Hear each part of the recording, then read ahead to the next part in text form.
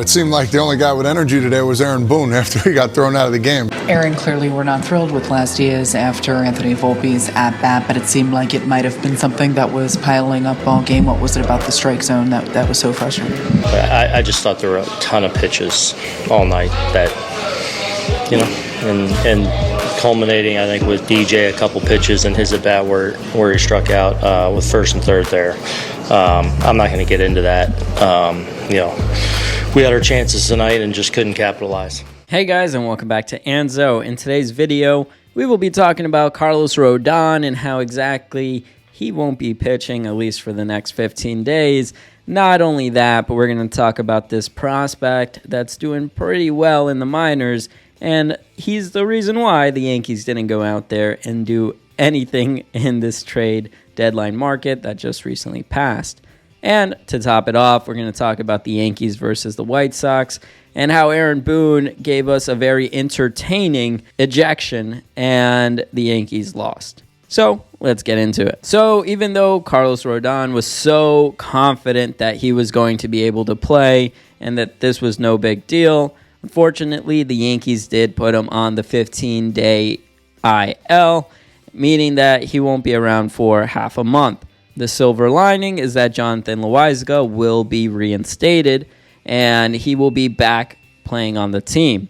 That's about it for that news. I mean, Carlos Rodon, I think it's better that he's gone, and let's see what happens with the team, because either way, even with him in, it's not the best situation. Not only that, but we're also going to see Luis Severino start again. So excited for that. I'm sure you guys can agree. But Wednesday is going to be his next start. And, the Yankees at this point, they don't have any options. They're just like, we're going to start him again. Let's see how he does. I don't feel good about that one. But anyways, Carlos Rodon is out. Luis Severino will start again. And Jonathan Loaizaga, I would say, is the only positive news out of that, will be coming back. And hopefully he's pretty sharp. Now, who's this prospect that the Yankees are going to be calling up? It's Everson Pereira. And basically, this is a prospect that has been highly scouted, a guy that is in the Yankees organization, obviously, and has hit 300-plus across AA and AAA. In 70 games total across those two, AAA and AA, he's hit 15 home runs and has gotten 56 RBIs. So definitely, he's someone that the Yankees are going to look at to go help him out with that left field situation. Supposedly, they didn't go after anyone for that left field position because they saw how well he was doing in the minors and said, hey, look, why don't we save money?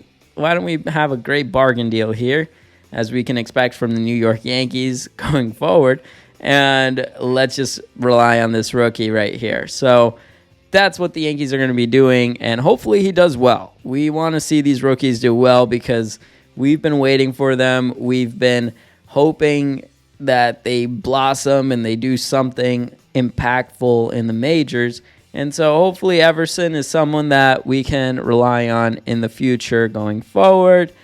But it's a rookie, so you never know what you're going to get. And plus, it's like their first time up and all this stuff. So, yeah. Let me know your thoughts on this. Basically, it's just a rookie at the end of the day. He is doing great. Hopefully that can translate and we have someone solid.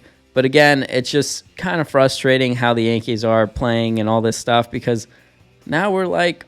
Well, you saw the frustration there from the Aaron Boone at the end of the game. Frustration abounding for the Yankees again, Jack, as they fall to the White Sox in the opener 5-1. Again, getting traffic on the base paths, but not able to get them across home plate. And just an agonizing and a dreadful offensive performance and a result for the Yankees because of what you said, Bob, over and over and over. They had base runners. Dylan Cease was walking multiple players in multiple innings, giving the Yankees opportunities. They had the bases loaded and no outs twice in this game. They had the bases loaded and one out once, and they managed just one run. 20 times they had runners on base. They managed 3 hits. 6 times all they needed to do was hit a fly ball, and that would have produced a run.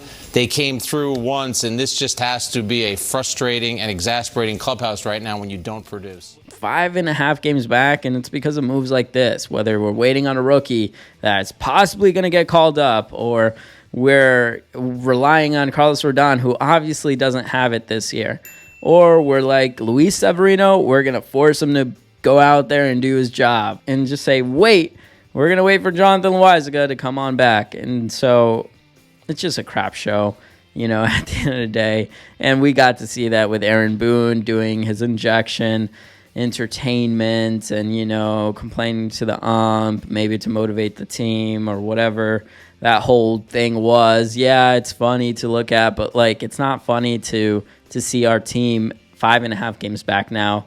And yeah, I understand there's horrible umpires and things like that, but if you're leaving 13 men on bases stranded, it's not the ump's fault.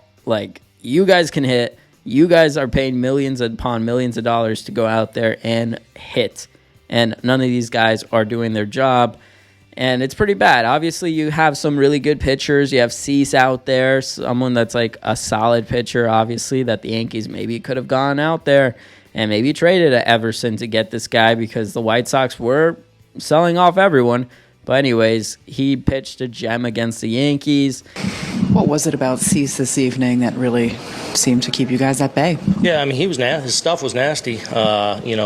Obviously, his command wasn't great, and ultimately we did a good job of setting the table, but we couldn't punch through with a hit. Part of that was, his stuff was nasty and kind of effectively wild, so it made him difficult to hit.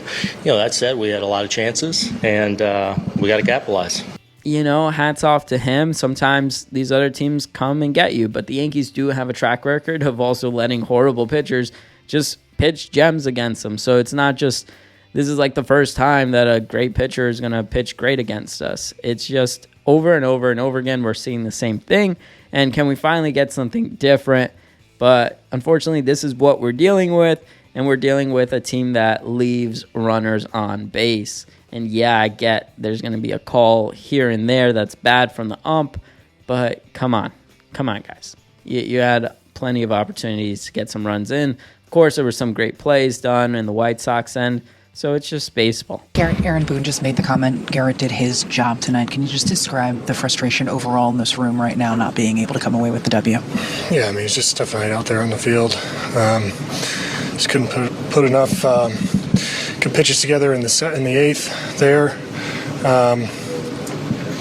Just battled all game. You guys are now 5.5 back with 49 left to play. Does that feel like a large mountain to climb?